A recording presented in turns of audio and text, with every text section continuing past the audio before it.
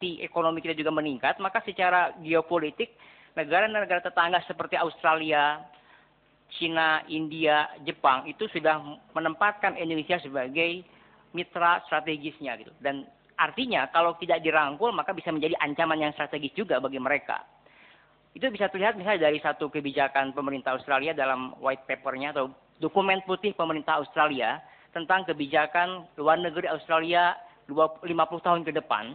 Dia menempatkan Indonesia posisinya sama dengan China, India, Jepang, dan Korea.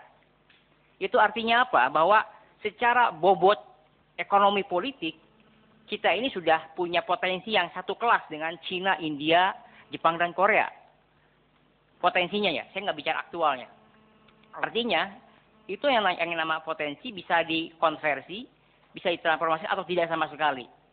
Nah, ini adalah salah satu modal kenapa kita seharusnya perkembangan geopolitik ini juga diimbangi oleh kebanggaan dan kepercayaan diri umat Islam di Indonesia bahwa Islam adalah salah satu kiblat baru.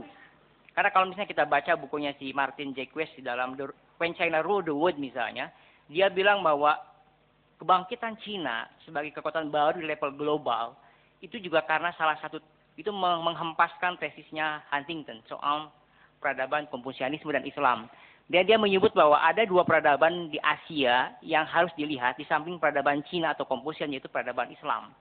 Dan kalau kita lihat di Asia, negara Asia yang punya penduduk populasi muslim terbesar ya Indonesia.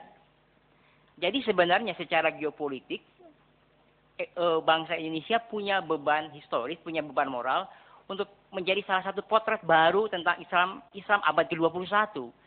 Masa depan Islam abad ke-21 tidak ada di Timur Tengah, bukan ada di Afrika atau Mesir, tapi masa depannya ada di Indonesia.